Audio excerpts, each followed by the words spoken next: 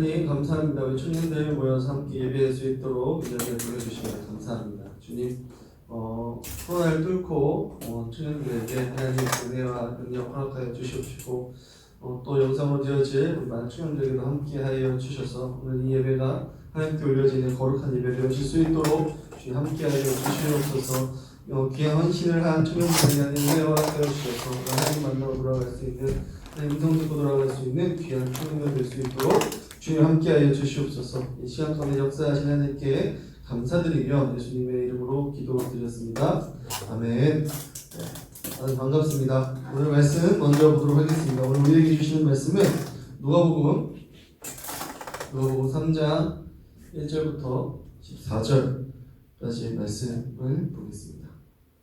누가복음 3장 1절부터 14절까지의 말씀입니다. 신약성경 누가복음 3장 1절부터 14절까지의 말씀 잘하신 줄 알고 한 절씩 교독하겠습니다. 디베리오 황제가 통치한 지 15해 곧 본디오 빌라도가 유대의 총독으로 헤롯이 갈릴리의 분봉왕으로 그 동생 빌립이 이도레와 드라곤 지방의 분봉왕으로 루사니아가 아빌레의 분봉왕으로 안나스와 가야바가 대제사장으로 있을 때 하나님의 말씀이 비밀에서 사가랴의 아들 요한에게 임하니라. 요한이 요단강 부근 근처에 와서 죄 사함을 받게 하는 회개의 세례를 전파하니 선지자 이사야의 책에 쓴 바 광야에서 외치는 자의 소리가 있어 이르되 너희는 주의 길을 준비하라 그의 오실 길을 고대하라. 모든 골짜기가 메어지고 모든 산과 작은 산이 낮아지고 굽은 것이 고다지고 험한 길이 평탄하여질 것이요 모든 육체가 하나님의 구원하심을 보리라 한것 같으니라. 요한이 세례 받으러 나오는 무리에게 이르되 독사의 자식들아 누가 너희에게 일러 장차 올 진노를 피하라 하더냐. 눈을 닫고 속으로 아브라함이 우리 조상이라 말하지 말라. 내가 너희에게 이르노니 하나님이 능히 이 돌들로 아브라함의 자손이 되게 하시리라. 이미 도끼가 나무 뿌리에 놓였으니 좋은 열매 맺지 아니하는 나무마다 찍혀 불에 던지리라. 우리가 물어 이르되 그러면 우리가 무엇을 하리까? 대답하여 이르되 옷 두 벌 있는 자는 옷 없는 자에게 나눠줄 것이요 먹을 것이 있는 자도 그렇게 할 것이니라 하고 서리들도 서리를 바꾸자 와서 이르되 선생이여 우리는 무엇을 하리까 하매 이르되 부과된 것 외에는 거두지 말라 하고 군인들도 물어 이르되 우리는 무엇을 하리까 하매 사람에게서 강탈하지 말며 거짓으로 고발하고 받는 긍휼을 족한 줄로 알라 하니라. 아멘. 여러분 만나서 반갑습니다. 네, 코로나 바이러스가 다시 점점 심해지고 있는 가운데에서도 바이러스를 뚫고 교회로 와주셔서 너무나도 감사드립니다. 우리 지혜자매님은 계속 2주 연속 아프다고 연락이 왔습니다. 여러분들 생각날 때마다 기도해 주시고 지혜자매 회복할 수 있도록 해주시면 좋을 것 같고 우리 회장님도 코로나 바이러스 잠잠해져야 될 것 같은데 그렇게 올 수 있도록 회장님을 위해서도 기도해 주셨으면 좋겠습니다. 지난주였죠. 지난주 월요일은 지연자매의 결혼식이 있었던 것 같아요. 있었어요. 그렇죠? 있었고 반가운 얼굴로 볼 수 있었는데 네, 지연자매 또 축하해 주시면 좋을 것 같고 그리고 그렇게 된 것 같습니다. 오늘 청년들 틈틈이 연락해 주시고 이렇게 교제 나누시는 청년들 되었으면 좋겠습니다. 네, 우리는 이제 에스겔에 대해서 3주 동안 이야기를 들었고 오늘 이제 세례 요한에 대해서 이야기를 나누려고 합니다. 혹시 에스겔 3주 동안 이야기 들은 것들 기억나시나요? 첫 번째 환상이 어떤 환상이었어요? 25살에 포로로 끌려온 에스겔이 30살에 하나님이 임재를 경험하게 되었습니다. 그래서 무엇을 깨달았어요? 하나님이 계신데 그 하나님이 유다의 멸망과 상관없이 살아계신 하나님이시구나. 우리나라 이렇게 멸망하였어도 하나님은 다른 방법으로 또 일하시는 하나님이시구나라는 것들을 에스겔이 깨달았습니다. 그리고 그 두 번째 환상은 무엇이었냐면 마른 뼈가 살아나는 환상이었습니다. 에스겔이 그렇게 하나님에 대해서 이야기했음에도 불구하고 듣지 않는 그 백성들에게 하나님께서는 이 마른 뼈와 같은 백성들, 하나님의 말씀을 전해도 안 들리는 것처럼 행동하는 그 백성들이 하나님의 눈에는 하나님의 군대다라고 이야기하는 그 에스겔을 보면서 에스겔 그 환상을 보면서 아, 저들이 하나님의 백성이구나, 하나님의 군사구나. 그래서 여러분들도 하나님의 백성이다라고, 하나님의 군사다라고 이야기를 드렸습니다. 그리고 저번 주에는 이제 성전에서 물이 동쪽으로 흘러나와서 그 동쪽으로 흐르는 물이 사해 바다를 생명이 넘치는 바다로 바꿔놓는다라고 말씀하셨죠. 그 동쪽으로 흐르는 그 강물이 누구라고요? 여러분들이요. 그래서 하나님의 말씀을 들은 여러분들을 통해서 죽어가는 이 세상 가운데에 빛과 소금이 되신다라고 말씀을 드렸습니다. 오늘은 세례 요한에 대해서 이제 세례 요한의 메시지에 대해서 알아가 보도록 하겠습니다. 그 전에 먼저 안타까운 이야기로부터 오늘 설교를 시작하려고 합니다. 이번 주에 제 마음을 가장 아프게 했던 사건이 하나 있었는데 그 사건은 어떤 사건이냐면 강북구에 계신 한 아파트 경비원의 자살 사건입니다. 여러분 혹시 기사 보셨나요? 뉴스 보셨나요? 강북구에 있는 한 경비원 아저씨가 스스로 목숨을 끊는 일이 있었습니다. 왜 스스로 목숨을 끊었냐면 그 이중 주차되어 있는 차를 이제 밀고 다른 차가 이제 나가야 되니까 그 차를 밀고 있었는데 그 차주가 입주민이 와서 왜 내 차에 손을 대냐라고 하면서 그 경비원 아저씨를 폭행하게 되었고요. 그리고 그 폭행을 본 다른 입주민들이 그 사람을 이제 해코지하고 하자 이제 그 차주죠. 그 차주가 이제 경비실 관리하시는 분들 찾아가서 이 사람 당장 자르라고 겁박을 하고 그리고 그 경비원 아저씨한테 또 협박 문자를 보내고 당장 나가라고 나가지 않으면 내가 또 구타하겠다라는 그 협박 문자를 보내고 또 몇 차례 구타가 있었다라고 합니다.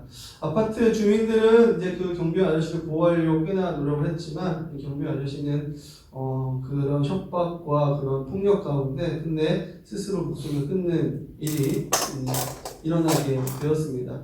그럼에도 불구하고 그나마 다행인 것은 그 아파트 입주민들이 그 사람에 대해서 폭행을 한 가해자에 대해서 신고하고 그리고 이 사실을 알리고 언론에서 그 사실을 비춤으로써 알려지게 되고 그리고 법의 심판을 받게 되는 그 과정 가운데 있어서 그건 참 다행이다라고 생각은 들지만 그럼에도 불구하고 여전히 대한민국 가운데 왜 자꾸 이런 일이 일어나게 되는가? 왜 사람이 이렇게 무시받고 폭행을 당하는 일들이 목숨을 스스로 끊을 수밖에 없는 일들이 일어나게 되는가에 대한 가슴 아픔이 한 주간 제 마음을 계속 짓눌렀던 것 같습니다.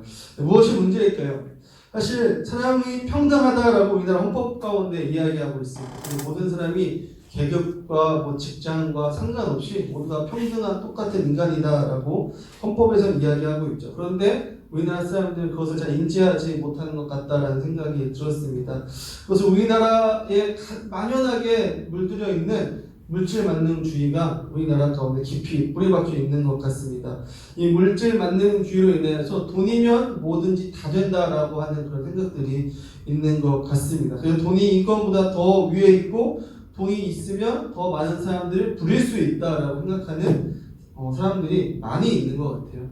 일례로 저번 주에 삼성 이재용 회장이 갑자기 사과문을 발표했습니다. 그거에 관해서 이제 사람들이 감론을 박이 굉장히 많았습니다. 여러분 그것도 혹시 기사 보셨나요?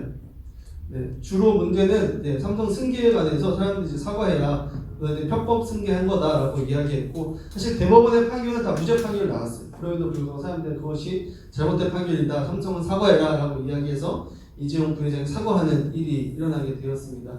근데 그 사건을 보면서 사실 뭐 진보 쪽 이야기도 보고 보수 쪽 이야기도 많이 보게 되었는데 제가 요즘 학교 다니면서 원래 숭실대 학풍이 그런 건 좀 약간 진보주의적인가요? 잘 모르겠습니다. 잘 모르겠어요. 제가 요즘 학교 다니는데 교수님이 되게 진보주의적이세요. 그래서 학교 가면 진보 쪽의 이야기를 굉장히 많이 듣게 되고 근데 저는 그 조국 사태 이후로부터 이 민주당에 대해서 뭔가 의문점이 들기 시작하고 그때 이제 보수 쪽에 있는 이야기를 듣기 위해서 유튜브들을 많이 보기 시작했는데 그나마 이제 보수 쪽에서 가장 이제 팩트를 가지고 이야기하는 자료를 잘 조사해서 이야기하는 채널이 지식개칼인 것 같아요. 그래서 그 채널을 보면서 보수 쪽은 이렇게 생각하는구나라는 것들을 좀 알게 되었습니다. 특별히 이번 이 삼성 문제에 관해서 이제 지식개칼에서 이야기를 다뤘는데 사실 저는 그렇게 생각해요. 뭐 이건희 회장이 이재용 부회장한테 그 직권을 넘겨주는 것에 대해서 크게 저는 불만이 없습니다. 왜냐하면 누구든 잘하는 사람이 하면 되는 거니까. 그리고 그렇게 가족들이 경영해서 그 회사가 잘 커진다면 또 국가에 좋은 일이니까 그렇게 크게 상관없다라고 생각합니다. 저 개인적으로. 여러분은 어떨지 모르겠지만. 그런데 제가 그 지식할 내용을 보면서 한 가지 마음에 걸렸던 이야기는 무엇이냐면 교영권자는 교영권자 마음대로 하는 것이 그것이 무슨 상관이냐라고 하는 그런 대목에서 조금 퀘스천 마크가 들기 시작했습니다. 여러분은 어떻게 생각하세요? 여러분들이 번 돈들, 여러분들의 노동으로 얻어낸 그 돈들이 다 여러분들에게로 돌아가는 것이 맞다라고 여러분 혹시 생각하십니까? 오로지 여러분들의 능력으로만 그 돈을 벌었다라고 여러분 혹시 그렇게 생각하십니까? 이렇게 생각해 보시지는 않았어요, 여러분들. 국가가 존재했기 때문에 돈을 벌 수 있었던 거고, 사회적 인프라와 사회적 안전망이 있었기 때문에 여러분들이 안전하게 노동을 할 수 있었지 않았나라고 생각해 보시지는 않으셨나요? 이번 삼성의 그런 일들을 보면서 어떤 생각이 들었냐면,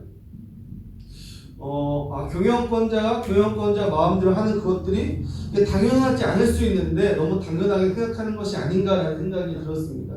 여러분, 삼성이란 거대한 그룹에 있어서 그런 이건희 회장의 자녀들이 큰 결정권이 있었고 책임이 있었고 좋은 결정을 했기 때문에 그 회사가 컸다라고 생각할 수 있어요. 하지만 그런 결정을 하기 위해서는 그 밑에 있던 수많은 상무들, 이사들, 그리고 작전 회의를 짜는 그런 사람들, 그리고 밑에 실무자들, 그리고 생산 노동자들이 있었기 때문에 통칭해서 모든 노동자들이 함께 일했기 때문에 저는 그러한 결정을 할 수 있었고, 그들이 그런 결정 가운데 함께 일해줬기 때문에 그런 생산품을 낼 수 있었고, 그런 생산품이 그들이 열심히 광고하고 홍보했기 때문에 세상에서 많이 팔릴 수 있는 그런 생산품을 만들어낼 수 있었다. 그리고 거대한 기업이 될 수 있었다라고 생각이 들어집니다. 즉 경영권자 혼자서 모든 것을 독식하는 것이 아니라 그 삼성이라는 그룹 안에 있는 모든 사람들이 함께 일어난 결과물이 지금의 삼성이란 거대한 그룹이 아닌가라는 생각을 해보게 됩니다. 그리고 저는 그게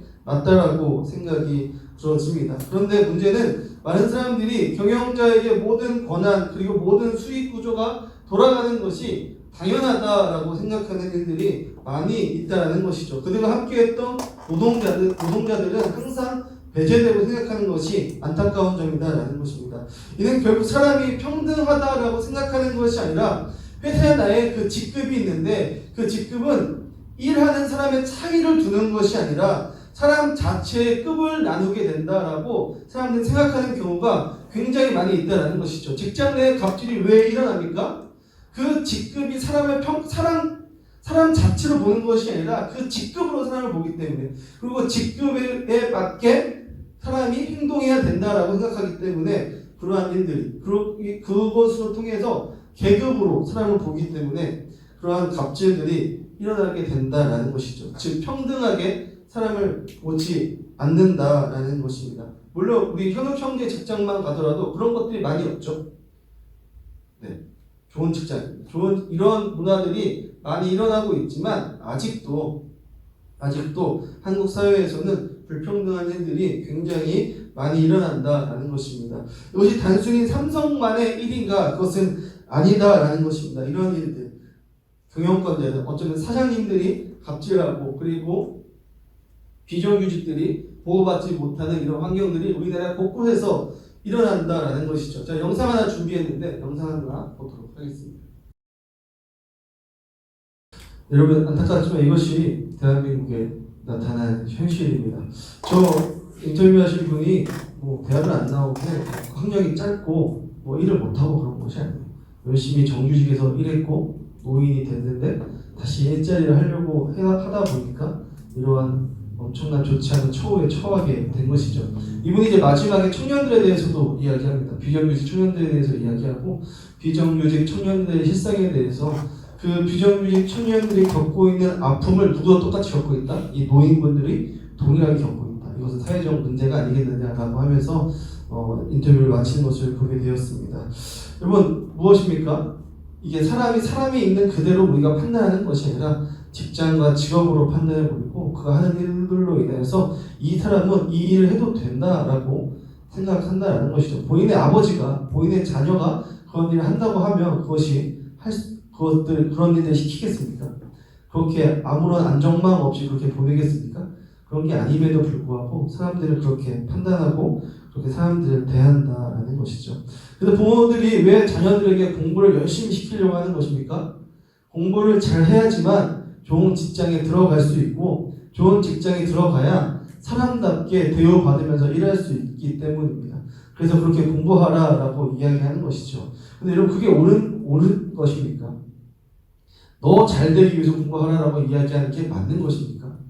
이 사회와 이 나라와 민족을 위해서 너 옆에 있는 사람들을 함께 잘 되기 위해서 함께 하기 위해서 공부해야지 너 하나 잘 되고 너 하나 인정받기 위해서 공부하라라고 이야기하는 게 옳은 인성이고 옳은 교육이겠습니까? 아니다라는 것이죠. 여러분 모르겠어요. 세상에서는 그게 맞을 수 있겠지는 모르겠지만 성경적인 관점에서는 맞지 않습니다. 성경은 함께 잘 살아야 되고 함께 우리가 먹고 살아야 되는데 너 하나만 잘 되기 위해서 공부해야 된다. 옳지 않은 교육이고 옳지 않은 사회다라는 것이죠. 사실 성경은 이미 2000년 전에 예수님과 바울을 통해서 남자와 여자, 주인과 종이 평등하다라고 이야기했습니다. 예수님은 모든 사람이 예수 그리스도 안에서 존중받고 평등하게 살아야 된다라고 이야기했는데 지금 현실은 여러분들은 어떤지 여러분들이 판단해 주셨으면 좋겠습니다. 그런 사회, 이런 사회의 세상 가운데에서 오늘 세례 요한은 우리들에게 무엇을 이야기하고 있는지 우리 좀 들어봐야 될 것 같습니다. 오늘 세례 요한은 무엇이다라고 이야기하냐면 회개하라라고 이야기하고 있습니다. 그들의 삶에 대해서 회개하라라고 이야기하는 것이죠. 오늘 본문 3장 1절부터 2절까지는 어떤 내용이 담아져 있냐면 그 시대를 통치하는 사람들에 대한 내용이 담겨져 있어요. 그 사람들이 통치했던 내용들은 어떤 통치를 했습니까? 그 사람들이 하나님께서 말하시는 하나님 나라의 정신으로 사람들을 통치했던 것이 아니라 권력, 돈, 힘을 중심으로 사람들을 통치하기 시작했습니다. 그래서 잘 먹는 사람들은 더 잘 먹으려고 했고 못 먹고 가난한 사람들은 더 가난할 수밖에 없는 상황 가운데 처해 있었던 것이죠. 힘 있는 사람들은 어떻게 해서든 그 힘을 휘둘려서 자신의 권력을 유지하려고 했고 힘이 없는 사람들은 그 폭력에 그대로 당할 수밖에 없는 사회가 지금 세례 요한이 말하고 있는 그 사회였습니다. 그런 사회 가운데에서 세례 요한은 회개하라라고 이야기하고 있어요. 회개는 여러분 무엇이에요? 돌아가라는 거예요. 돌이키라는 거예요. 어디로 돌이키라는 것입니까? 구약의 하나님의 말씀으로 돌이키라는 거예요. 구약 성경에 하나님이 무엇이다라고 이야기했습니까? 가난한 자와 과부와 고아와 나그네를 돌보라고 하나님께서 말씀하셨습니다. 너희들이 노예 생활했을 때 나 하나님이 너희를 구출했기 때문에 너희들도 그 시대를 그 상황을 기억하고 가난하고 노예된 사람들을 같이 돌보고 섬기라고 하나님께서는 그들에게 말씀하셨다라는 것입니다. 그런데 지금 세례 요한의 시대 때 사람들이 그렇게 살았다는 것이에요? 아니에요. 그렇게 못 살았다는 것이에요. 그 여전히 로마 시대에서 주입됐던 그 돈과 권력과 힘의 체계에 온전히 물들여져 있어서 내가 그때 당시 제사장들 더 큰 권력을 얻기 위해 이 권력을 유지하기 위해서 헤롯에게 붙어 있었고 하나님의 말씀을 온전히 선포하기보다는 권력 중심적 이야기를 했던 것들이 그 시대의 제사장들이었습니다. 그리고 그때 있는 수많은 통치자들, 백성들보다 누가 더 중요했습니까? 황제가 더 중요했습니다. 황제에게 잘 보여서 자기의 권력이 끝까지 유지되는 것, 그것이 그들에게 최대의 관심사였다라는 것입니다. 이것이 그때 당시의 상황이었어요. 그런데 그때 세례 요한이 나타나서 뭐하라고요? 회개하라고. 구약의 말씀으로 돌아가라고. 하나님이 너희들이 아브라함의 자손이니까 너희들을 그냥 구원시키는 것이 아니라고. 하나님께서는 돌들 넣어도 아브라함의 자손을 만들 수 있기 때문에 그러므로 너희들이 회개에 합당한 열매를 맺는 삶을 살아야 된다라고 세례 요한이 그들에게 이야기했던 것입니다. 그래서 그들이 어떻게 합니까? 세례 요한에게 다가가서 세례를 받습니다. 왜? 하나님의 백성으로서 살아남아야 되니까. 하나님의 백성으로 살아야 되니까 세례 받습니다. 그리고 물어봅니다. 그럼 우리가 이렇게 세례 받았는데 회개하려고 세례 받았는데 그러면 그 회개한 삶은 어떠한 삶입니까? 라고 세례 요한에게 사람들이 물어봅니다. 그 답이 어디 있냐면 오늘 본문 10절부터 14절까지 나와 있습니다. 오늘 본문 10절부터 14절까지 한번 다 같이 읽어보겠습니다. 네, 요한복음 3장 10절부터 14절까지의 말씀 읽어보겠습니다. 시작. 무리가 물어 이르되 그러하면 우리가 무엇을 하리이까? 대답하여 이르되 옷 두 벌 있는 자는 옷 없는 자에게 나눠줄 것이요 먹을 것이 있는 자도 그렇게 할 것이니라 하고 세리들도 세례를 받고자 하여 이르되 선생이여 우리는 무엇을 하리이까 하매 이르되 부과된 것 외에는 거두지 말라 하고 군병들도 물어 이르되 우리는 무엇을 하리이까 하매 이르되 사람에게서 강탈하지 말며 거짓으로 고발 말고 받는 급료를 족한 줄로 알라 하리라. 아멘. 여러분 회개에 대한 그 삶이 어떤 삶입니까? 가난한 자에게 베푸는 삶, 정직한 삶, 약한 자들을 강탈하지 않는 삶이다라는 것입니다. 내가 있는 그 자리에서 정직하고 성실하게 살아가는 삶, 다른 사람들을 지배하고 강탈하려고 하는 것이 아니라 그 사람 그대로 보고 어려운 사람을 돕고 섬기는 그 삶이 하나님께로 돌아가는 삶이다라고 세례 요한은 이야기한다라는 것입니다. 그러므로 여러분 진정한 회개는 무엇입니까? 단순히 양심으로 돌아가는 것이 아닙니다. 그냥 단순히 도덕적으로 살아가는 것이 회개가 아니다라는 것입니다. 진짜 회개는 무엇이냐면 이 돈이 지배하고 이 권력이 지배하는 이 세상에서 이제 벗어나서 하나님의 생각, 하나님의 시선, 하나님의 관점으로 세상을 바라보고 살아가는 것, 그것이 진정한 회개다라는 것입니다. 그냥 눈앞에 있는 이 상황 가운데 나 혼자만 양심적으로, 나 혼자만 도덕적으로 그냥 착한 일 하면서 살아가는 것이 아니라 우리는 그것을 더 뛰어넘어서 하나님의 관점과 시각으로 이 세상을 바라보고 이 세상 가운데 돈과 권력이 만연한 시대 가운데에 우리는 적어도 하나님의 관점과 하나님의 시선으로 이 세상을 살아가야 된다는 것이죠.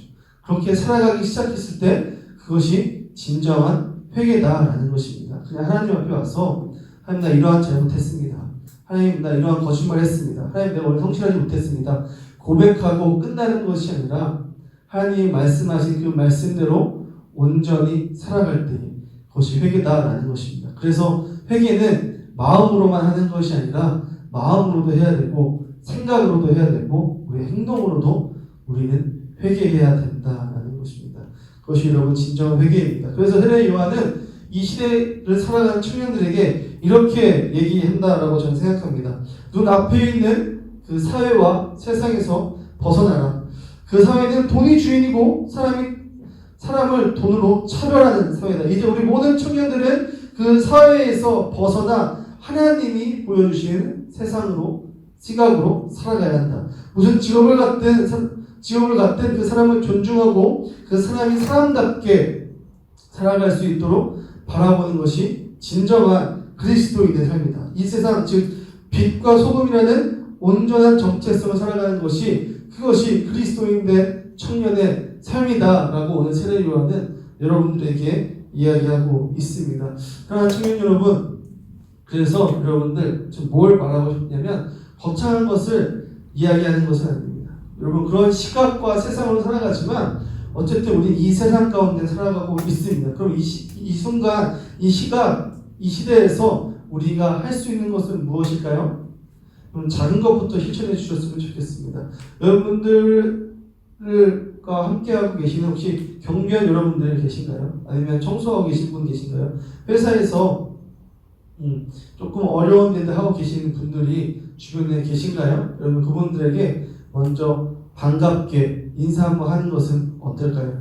저는 경비원 아저씨들에게 인사하려고 굉장히 노력합니다. 경비원 아저씨를 하루에 한 3번에서 4번 마주치는데 볼 때마다 먼저 인사하려고 노력하고 있습니다. 좀 정을 드리려고 해도 왜 그렇게 금방금방 바뀌는지 모르겠습니다. 뭐 어떤 일 때문에 바뀌시는지 모르겠지만 좋은 관계를 맺고 그분들 일하는 심에 있어서 그럼에도 불구하고 좀 어려운 일임에도 불구하고 자부심을 갖고 일할 수 있도록 내가 당신 때문에 안전하게 살아갈 수 있다. 내가 당신 때문에 쾌적하게 살아갈 수 있다는 것을 그나마 알리기 위해서 인사하려고 노력하고 있습니다. 여러분 그러한 작은 실천들, 작은 행동들이 모여서 우리의 삶이 바뀌어질 것입니다. 그리고 그런 우리의 작은 삶이 바뀌어짐을 통하여서 저는 세상이 변화될 수 있다라고 생각합니다. 어렵습니다. 팍팍한 세상입니다. 코로나 바이러스로 인해서 더 사람들의 간격이 더 멀어지고 더 어려운 세상이 찾아온 것 같습니다. 그럼에도 불구하고 그리스도인된 청년으로서 이번 한 주 살아가실 때 세상의 시각으로 이 세상을 바라보는 것이 아니라 하나님의 시선으로 이 세상을 바라보시는, 그래서 참된 그리스도인의 청년으로서 살아가시는 거룩한 청년들 되길 주님의 이름으로 소망합니다. 이 시간 기도하며 하나님께 나아갔으면 좋겠습니다.